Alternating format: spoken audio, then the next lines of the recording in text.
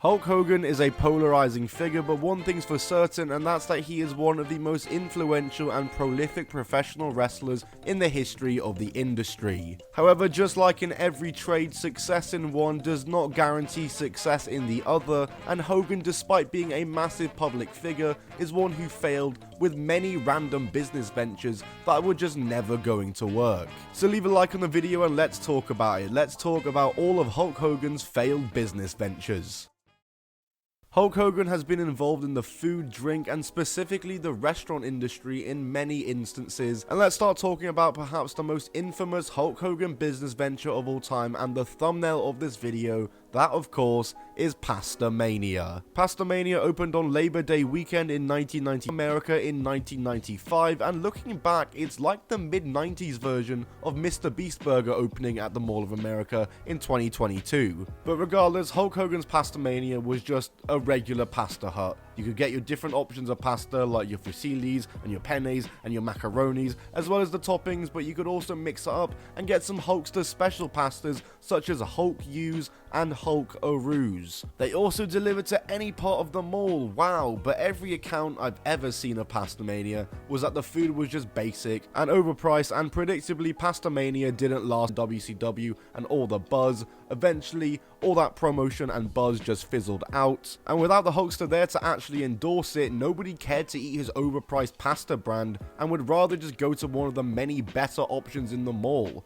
Pastamania closed down after less than a year, but sure enough, Hogan was not done in the restaurant industry, as 17 years later on New Year's Eve 2012, Hulk Hogan opened Hogan's Beach, a Tampa beachfront restaurant with booze, cocktails, and seafood style dishes. Now, this restaurant lasted a little bit longer than Pastamania. In fact, it lasted about 3 years. Seemingly, the good location and themed menu worked well for the restaurant, and they saw more regular customers than Pastamania. However, in October 2015, the Hulk Hogan name and affiliation was removed from the restaurant. Seemingly, they figured that Hulk Hogan added absolutely nothing to the brand, and they had a good thing going without him. However, Hulk Hogan is still not done with the restaurant industry, because he would then later actually open another restaurant called Hogan's Hangout Bar and Grill in Clearwater, Florida, which still exists to this day, and maybe I gotta go there one day because the food looks kinda bussin'. As well as restaurants though, Hulk Hogan has also had a go in making his own food and drink products, such as when he made his own energy drink, Hogan Energy. Produced by Socko Energy, no relation to Mick Foley as far as I'm aware. Hogan Energy came out in 2006, and as far as I'm aware, there isn't a flavor, it's just brother flavor. But it's exactly what you think a Hulk Hogan energy drink would look like, from the can to the fluid itself. A whole lot of yellow and red, brother. And again, I'm deeping this, but this is literally just the prime of the 2000s. Hulk Hogan also had his own line of microwavable burgers, which were sold in Walmart, titled the Hulkster Burgers. You could get a chicken burger, a chicken sandwich, cheeseburger, hamburger, all of them, but word of advice, never eat a microwavable burger, because that is just not right at all. Hulkster burgers just sound like the US version of a Rustler burger. Shout out to you if you know what a Rustler burger is. Hogan's also endorsed various food making products, such as the Hogan Thunder Mixer, which was a blender he endorsed. He also endorsed the Hulk Hogan Ultimate Grill in the 2000s, which in 2008 was recalled as a fire hazard. Hulk Hogan also claims that he was offered to endorse what would become the George Foreman Grill, but after he failed to respond in time, George Foreman got the endorsement instead, and George Foreman has made over $500 million from the George Foreman Grill endorsement, and nearly every American household has one.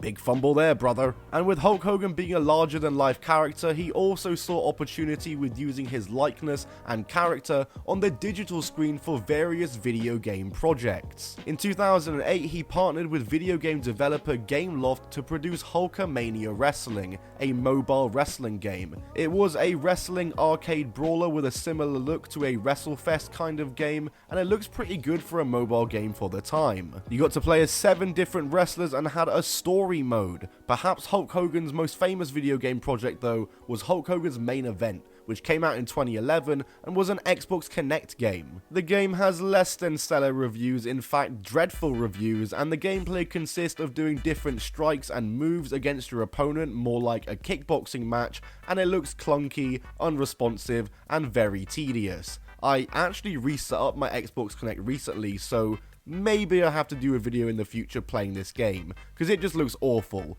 Leave a like if you want to see that. The game received awful reviews like I said, with the main critiques being Hogan's outdated use by 2011 and the awful implementation with the Xbox Connect. But perhaps the most random Hulk Hogan business venture of them all he did was Hostamania, which was Hulk Hogan's web domain name service, similar to GoDaddy.com and sites like those, which is just so random. The service opened in October 2013 with one of the craziest launch promotions I've ever seen in my entire life. And I have no idea how long this service lasted for, but based on looking at their YouTube channel, where Hostamania's YouTube channel stopped posting in October 2014, I can probably gather it didn't last very long. Something that was perhaps inevitable for Hogan to do was start his own wrestling promotion though, given the fact that, you know, he was a wrestler. Like, surely out of all the business ventures and random endorsements and products he's created, this one has to have the best chance of succeeding because he's a wrestler. He knows the business so well, right? Right? Well, from the 21st to 28th of November, Hulk Hogan and wrestlers such as Ric Flair, the Nasty Boys, Val Venus, Mr. Kennedy, Rikishi, Umaga and more all travelled down under to Australia to do a 4-show tour being promoted by the Hulkster himself. It was the Hulkamania Let the Battle Begin tour, and it was also being co-promoted by Eric Bischoff. Wow, how could this possibly go wrong? They did 4 shows across the week in Melbourne, Perth, Brisbane and Sydney, with every night being main evented by Hulk Hogan versus Ric Flair.